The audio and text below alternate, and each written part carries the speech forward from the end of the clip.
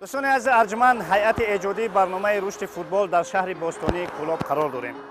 شهر کولوب تاریخی بیش از 2700 ساله دارد و این شهر دیار هنرمندان سرشناس و عالمان و فیلسوفان می باشد. این شهر دیار چکن آوازدار و فلک مشهور است و همزمان شهر کولوب وطن شوریده ترین دسته چمپیونات تاجیکستان فوتبال ملی کشور روشن آوازدار است و ما امروز آمدیم در شهر کولوب تا ببینیم که وضع فعلی فوتبال در کدام پایه قرار دارد. رفتیم.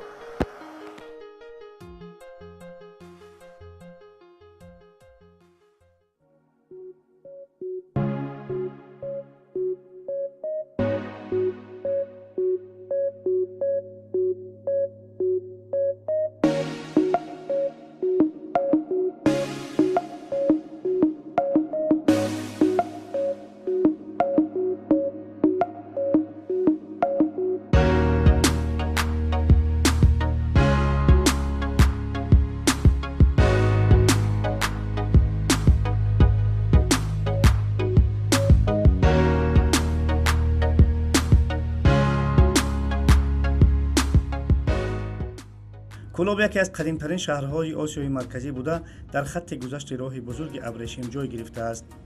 از حساب نفوذ و حدود کولوب سومین کلانترین شهر کشور دانسته می شود. دوران صاحب استقلال مملکت با دستگیری های همیشگی اساسگزار صلح و وحدت ملی پیشوای ملت پرزیدنت تاجیکستان محترم امامعلی رحمان کولوب از لحاظ پیشرفت و ترقیات قدم های گسترده گذاشته سیمای خود را از لحاظ آبادی و زیبایی به کلی تغییر داده است. تنها در چهارچوب استقبال جشنواره 2700 سالگی شهر کولوب بیش از 100 انشاءات خرد و بزرگ بنیاد و از نوسازی شدند. کولوب دارای بیشتر از 200,000 اهالی بوده مردمان در اینجا به کشاورزی و باغداری مشغول می باشند. در شهر و دهات کولوب در ردیف رشد ساحه‌های اقتصادیات و اجتماعیات، معنویات و فرهنگ، ساحه ورزش خیلی رشد کرده است که در این میان فوتبال مقامی خاصه دارد. مقامات اجرایی حاکمیت دولتی شهر برای رشد فوتبال در شهر و دهات کولوب اهمیت ویژه ظاهر کرده برای برگزاری مسابقات مختلف میان کوچه و محله ها و اداره و تشکیلات مساعدت میکند. عین زمان فوتبال در شهر و دهات کولوب خیلی رشد کرده ایستاده است. در این زمینه دهها میدانچه ها در شهر کولوب بنیاد شده است که صدها نفر جوانان و نورسان مشغول به فوتبال می باشند. فوتبال در جماعت دهات رشد کرده ایستاده است. عامه وسیع جوانان در مسابقه های مختلف شرکت می ورزند. خیلی که به همگان معلوم است امسال از طرف اساسگزار صلح و وحدت ملی پیشوای ملت پرزیدنت مملکت محترم امامعلی رحمان سال 2017 سال جوانان اعلان گشته است. در این دایره در شهر کولوب چندین میدانچه های ورزشی بنیاد شده است و بنیاد شده ایستاده است که در این میدانچه ها مسابقه ها بین جوانان و نورسان در بین تشکیلات و مؤسسه ها دایر کرده ایستاده است و این یک نقطه را باید قید کنم که در شهر کولوب دسته فوتبال زنانه رشد یافته است و در مسابقه های ورزشی در مسابقه های شهری و جمهوریوی دختران در این مسابقه ها اشتراک میکنند. عین زمان در شهر کولوب یک مؤسسه دولتی مکتب ورزشی فعالیت میکند که در آن 7 نفر مربیان در 17 گروه به 350 نفر جوانان و نورسان مشق فوتبال میدهند. باید گفت یک نفر از مربیان دارای اجازتنامه A، یک نفر اجازتنامه B و باقی مانده اجازتنامه S را صاحبند. بهرام رستموف دیرکتور مؤسسه در بستگی به فعالیت کنونی آن چنین گفت: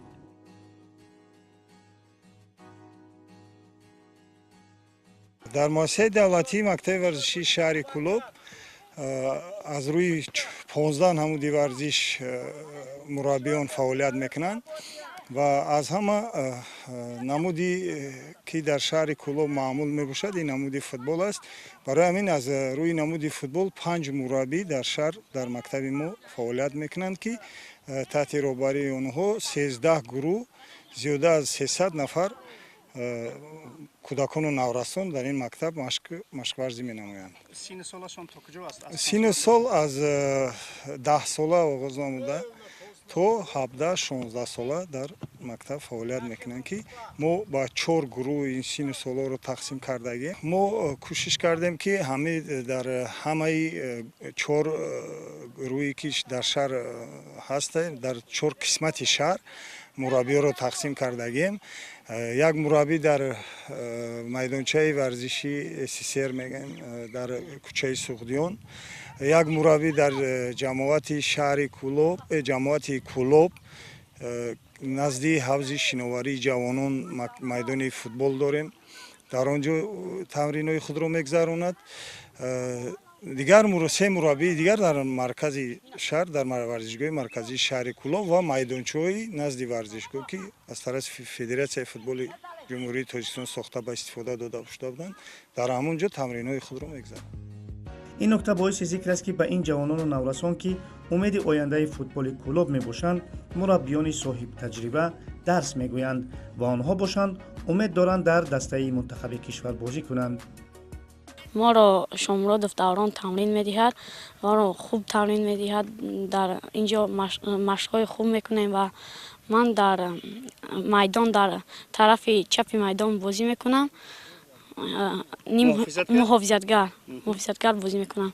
Чанд сол шуд ки машқ мекунед? тӯли 4 сол мешавад ки мо дар Шомуродов Даврон тамрин мегирем. Чанд нафар ҳастанд аз наврасон аз ҳамсолони ту? аз ҳамсолони ман қариб як 18-20 нафар ҳастанд. дар ҳамин мусобиқаҳои сатҳи болотар бозӣ кардаӣ ё не? бале, дар кадом бозиҳо иштирок кардед? дар бозиҳои дар Душанбе бозӣ кардем, дар байни Наврасон, дар Кӯлоб, дар ноҳияҳо бозӣ кардагем. ман орзу дорам ки дар ҳайати мунтахаби Тоҷикистон бозӣ кунам. барои ин чӣ кор кардан дар кор барои ин аст? тамринро бисёр кардан дар кор аст. маъруф Рустамов, собиқ бозингар ва сармураббии дастаи Равшан, омӯзиши як гурӯҳи наврасонро ба ӯҳда дорад ва ҳамчун як нафари корозмудаи футбол нозикиҳои онро ба ин наврасони пурҳавас меомӯзад. футболи наврасон дар Кӯлоб вуҷуд доранд, хеле ки бар мо мураббиёи бисёреанд ки кор мекунанд бо наврасон. хай аз сабаби ки чӣ қадаре ки ба наврасон аз тарафи мактаби спортӣ ёрдам мераса, ёрдам мекунанд, чӣ қадаре ки мураббиён кор кардистанд, ҳам қадар барои мо ки футболбозони наврасони шаҳри Кӯлоба тайёр кунанд ва командаи асосии дастаи Равшани Кӯлоб тайёр кунанд. қобили зикр аст ки дар чаҳорчӯби дастгириҳои ташаббус ва ҳидоятҳои сарвари давлат оид ба бунёди майдончаҳои варзишӣ аз ҷониби Федератсияи футболи Тоҷикистон, мақомоти иҷроии ҳокимияти давлатии шаҳри Кӯлоб ва соҳибкорони маҳаллӣ чандин майдонҳои варзишӣ бунёд ёфтааст ки имрӯз дар ин ҷо садҳо нафар аз ҷавонони кӯчаву маҳаллаҳои шаҳр ба футбол машғул буда, аз бунёди чунин варзишгоҳҳо ки омили пешрафи футбол ва канор рафтани ҷавонону наврасон аз оварагардӣ мебошад, изҳори сипос мекунанд. ба гуфти ин наврас, то бунёди ин варзишгоҳ эшон ҷои бозӣ надоштанд. ман Фирӯз Назаров истиқоматкунандаи Содиқов мебошам. то вақте ки ин маҷмӯаи варзиширо насохта будам, мо ҷои машқкунӣ надошт, набуд ки мо машқ кунем ва инро соҳибкор Қурбонов Ҳоҷӣ сохт ва мо ҳар бегоҳ бо ҳамсолонамон дар ин ҷо ройгон омада машқ мекунем ва ба мо мураббӣ Боимуродов Комил ҳамаи нозикиҳои футболро ёд медиҳад. Кӯлоб ки аз мавқеи ҷуғрофӣ дар ҷануби кишвар воқеъ аст, хеле тобистони гарм дорад ва мусаллам аст ки ин айём рӯзона ба футбол машғул будан мувофиқи мақсад нест. аз ин рӯ дӯстдорони футбол бо фарорасии шом ба майдончаҳои футбол ҳуҷум мекунанд. майдони ба тозагӣ ифтитоҳ шуда дар шафати варзишгоҳи марказӣ ки аз ҷониби собиқ бозингари дастаи Равшан ва мунтахаби кишвар соҳибкори маҳаллӣ Эраҷ Холов бунёд шудааст, шом гоҳон моламоли одамон аст. ин ду майдонча ки дар чаҳорчӯби соли ҷавонон эълон шудани соли 2017 бунёд шудааст, дорои тамоми шароитҳои замонавӣ буда, аз рӯи меъёрҳои байналмилалӣ ба маблағи $80,000 амрикоӣ сохта шудаанд. айни замон дар ин ҷо аз тамоми кӯчаву маҳаллаҳои шаҳр, идораву корхонаҳо ва хоса дӯстдорони футбол машғули футболанд. ман дар муддати 6 моҳ ҳамин варзишгоҳро ба сифати олӣ сохтам барои ҷавонони шаҳри Кӯлоб. аз соати 6 то соати 12 яги шава ҳамин ҷавонони шаҳри Кӯлоб ин ҳамиҷа меоянд машқ мекунанд. воқеан майдонҳои бунёдкардаи эраҷ холоф ягона майдоне нестанд ки футболи шабонаи клубро зинда нигаҳ медоранд. дар майдончаҳои боғи фарҳанги шаҳр низ то як поси шаб даҳҳо нафар ҷавонон ба футболбозӣ машғуланд.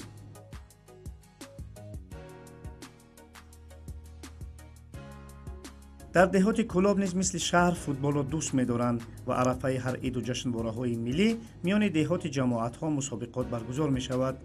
шӯру шавқи ин мусобиқаҳо поёнтар аз мусобиқоти бонуфуз нест ва ҳамчаспу талоши бозигарон камтар аз ҳирфавиёни футбол.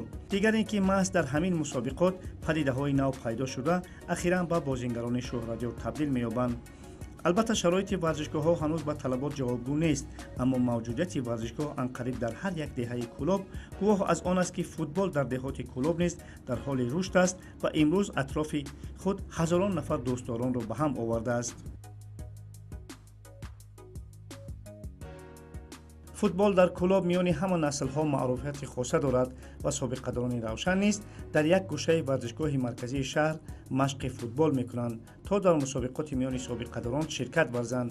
бояд гуфт мавҷудияти тими собиқадорон ҳамчун як тими корозмудавуботаҷриба ки аз футболи касбӣ хуб огаҳанд барои тими ҷавонони равшан ва аслан барои рушди футбол кӯмакрасон аст. ҳайати дастаи собиқадорони равшан ҳафтаи 3 маротиба машқи тамрин мекунад бо сартренер сармураббии даста Айдар Зоиров. дар дастаи собиқадорони равшани кӯлоб Тоирҷон Сангов, Ҷумъахон Раҷабов, Абдухолиқ Халифаев, Баҳром Рустамов ва чанде дигарон ҳастанд. мо барои иштирок дар мусобиқаи собиқадорони ҷумҳурии Тоҷикистон шуда мегузарад, мо барои ин тайёрӣ даст истодаем. дӯстони азиз, мо дар варзишгоҳи марказии шаҳри кӯлоб қарор дорем. варзишгоҳе ки дастаи овозадори равшан машқ ва тамринҳои худро баргузор мекунад. албатта имрӯз аз он равшани боҳашамат ва овозадор анқариб чизе намондааст, зеро имрӯз дар ҳайати дастаи равшан аслан наврасон ва мактаббачаҳо бозӣ мекунанд, аммо онҳо хеле бозии умедворкунанда доранд. мо омадем то бо машқ ва тамрини онҳо ошноӣ пайдо кунем ва бубинем ки имрӯз дастаи як замон овозадори равшан чӣ мушкилоте дорад.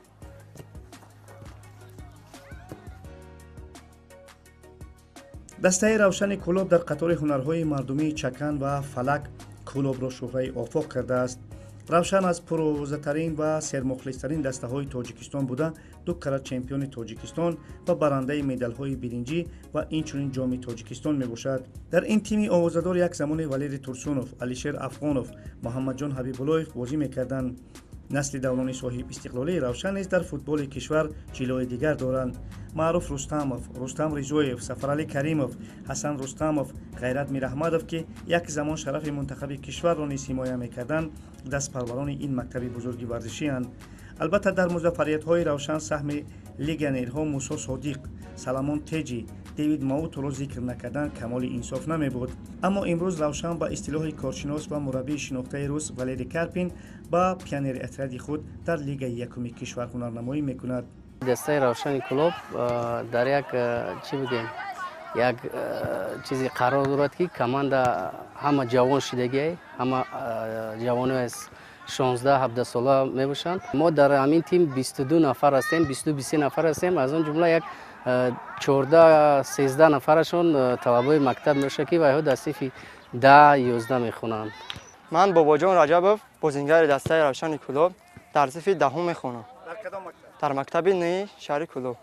хуб бобоҷон, чӣ гуна шуда ки шумо ба дастаи равшан афтед? дастаи равшан албатта бемаблағгузор шуд. мо ҷавонон ба дастаи равшан даъват шудем. тамринҳо хуб аст, албатта бозиҳомонам нағз рафта истода аст. дар бозиҳои расмии лигаи аввал бозӣ кардӣ? бале бозӣ кардем. дар ҳайати асосӣ бозӣ мекунед ки дар ҳайати не бозӣ шуд ки дар ҳайати асосӣ бозӣ кардем ва бозӣ шуд ки аз бозингари эҳтиётӣ.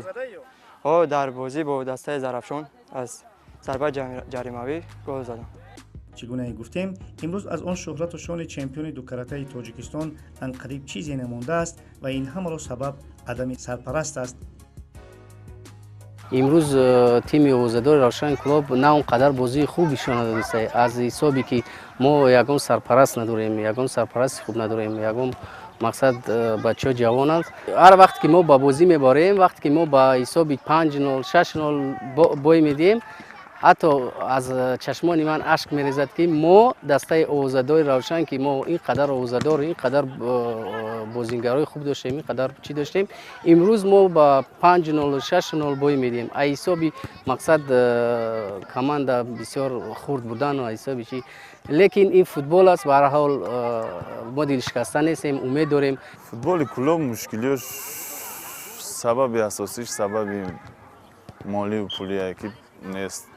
پول که دسته حتی با بازیایی که در سفر دارد با اونو رفتن مشکل است با دسته که حتی با قرض میروم بازیایی میشود که همین پول نمیومنم هر جا پول میگیرم با بازی میرم. اساسی همین اساسی مشکلی دسته همین مالی. равшан бо артиши бузурги мухлисони содиқаш хеле овозадор аст ва ин таҷаммуд дар муҳимтарин бозиҳои чемпионат як замоне равшанро ба сӯи фатҳи қуллаҳои мурод раҳнамун мекарданд. дар кӯлоб мухлисӣ ба равшан фарҳанг ва таъаруфи худро дорост. яъне агар рӯзе ба равшан мухлисӣ кардӣ, дигар абадан ба ин машғулият гирифтор хоҳӣ шуд. аз он ки равшан имрӯз дар лигаи олӣ бозӣ намекунад, албатта сафи мухлисонро коҳидааст, аммо на садоқаташонро. البته در این ورزشگاه زمانی بود که ده هزار مخلص جمع می اومد، انشلگ میشید در اینجا ولنه میشید و زمان موج سونی میشید. البته دسته روشن سرپرست داشت. خیلی کوز دسته روشن اون خیلی سرپرست ندارد. در اینجا حاضر باشد زیاده از 1000-2000 بلچیک میاد تمام. اگر دسته روشن حاضر از سرپرستان خیلی تنقیصی دارد. تا جایی که اگر روشن در کوچگی هم بازی کند بر هم بخرم و دام اینجا در یکم لیگ در 20 لیگ در جایی نباشه، ما امروز روشن هستیم مخلصی میکنیم. روشن در قلب ما جا گرفته. ما ای باختای روشن گریه میکنیم، گویم خطا نمیکنیم. جغرافیای مخلصان روشن خیلی فراخ است. سرگئی یک ساکن شهر مسکوی روسیه چند سال پیش با عیادت دوست خود رستم بابایف آمده دلباخته روشن شد و دیگر هر سال به خاطر دیدن بازی‌های روشن به کلوب میآید. Я Кабанов Сергей Викторович. Приехал из Москвы. Вы уроженец Москвы? Да, я в Москве родился, да. Вы за Равшан болеете? Конечно, да. Уже 6-й год сюда приезжаю, вот, к другу Рустаму Бабоеву. Отдыхаю здесь. Вот. И как футбол начинается, вот, я всегда сюда бегу.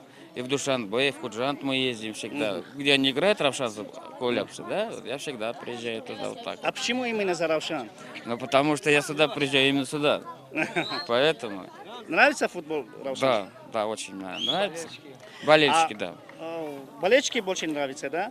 А вы были раньше, вот, когда стадион был весь полен, и все болели за Равшан? Да, тогда конечно, вы конечно, конечно. Ну, 12-13 год. Да. Конечно, был, конечно. И в Душанбе ездили, помнишь, что там?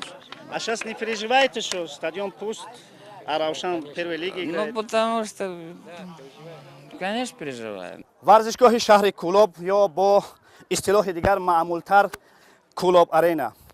یک زمان این ورزشگاه مالامال آدمان بود و ده ها هزار نفر از مخلصان روشن آوازدار را دستگیری میکردند. متاسفانه امروز این ورزشگاه تهی از مخلصان است. هرچند در یک گوشه ورزشگاه چند نفر از مخلصان آمدند تا روشن را در بازی با سامان دنقره دستگیری کنند و امیدوار هستیم که با دریافت یک سرپرست روشن شهرت و شان قبلی خود را برقرار میکند و ده ها هزار نفر از مخلصانی که در سابق روشن را دستگیری میکردند دیگر باره به این ورزشگاهی تهی برمیگردند.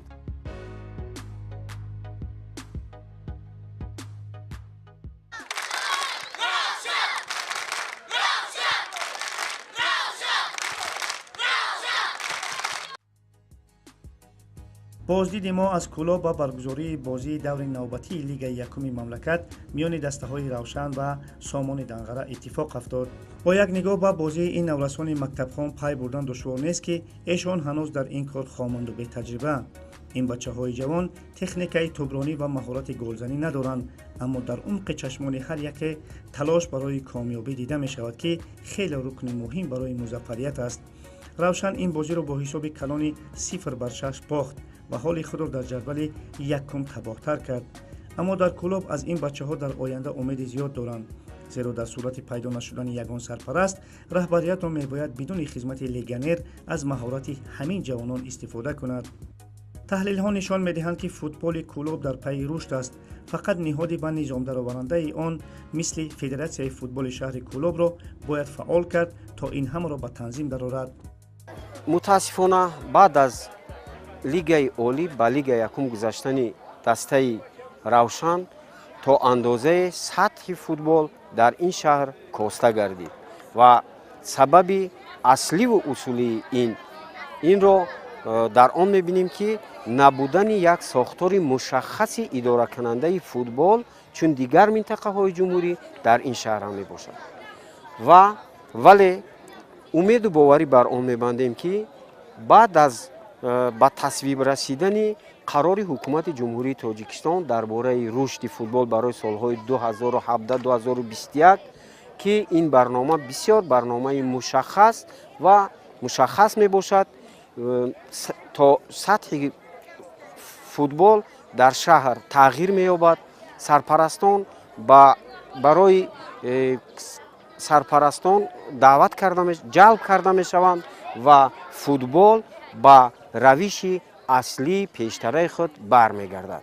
برای این پیش از همه یک ساختار مشخص اداره کننده فوتبال در شهر سازمان دادن یک ساختار مشخص اداره کننده فوتبال ضرورت دارد و باوری داریم که در پیروی و در پی اجرایش برنامه ذکر شده این مشکلات فوتبال شهر کلوب مطرح می شود. اما آیا به شرکت روشن در لیگ عالی مملکت می توان گفت که عین زمان فوتبال در شهر کلوب در پی رشد است؟ امروز از جانب مقامات اجرایی حاکمیت دولتی شهر کلوب برای دستگیری روشن برخی از چاره‌ها اندیشیده می‌شوند، اما نباید فراموش کرد که به دوش مقامات اجرایی محلی تامین معاش کارمندان بودجوی، نفقه هزاران نفر بازنشستگان، بنیاد کارخانه‌های نو، تعمیر و نگهداشت راه و کوچه‌ها و ده‌ها مسئله‌های حل طلب بارند که حل عاجلی می‌خواهند. فوتبال در کلوب بالاتر از فوتبال است و این را باید درک کرد و روشن را برای نگهداشت فوتبال نه تنها در منطقه کلوب که در کشور باید سرپرستی کرد. فوتبال برای مردم کلوب توی است و سور، شادی است و نشاط و متاسفانه امروز هزاران مخلص تشنه فوتبال از این همه بی‌نصیبند. فوتبال روشن اطراف خود ده‌ها هزار جوانان وطن پرست و فوتبال دوست را به هم آورده بود و فوتبال را به کلوب برگردانیدن معنای تقویت بخشیدن به فوتبال تاجیک است. فوتبال را دیگر باره زنده کردن در این شهر فوتبالی معنای فرهنگ مخلصی را زنده نگه داشتن است. امیدواریم بعد تماشای این نمایش نفر دلسوز پیدا می شود و روشنی مثل کشتی در بحر بیکنار غرق می شده را نجات می دهد. زیرا مبالغه نخواهد بود اگر بگوییم نجات روشن نجات فوتبال ملی است. با یک ضربه شکنون رو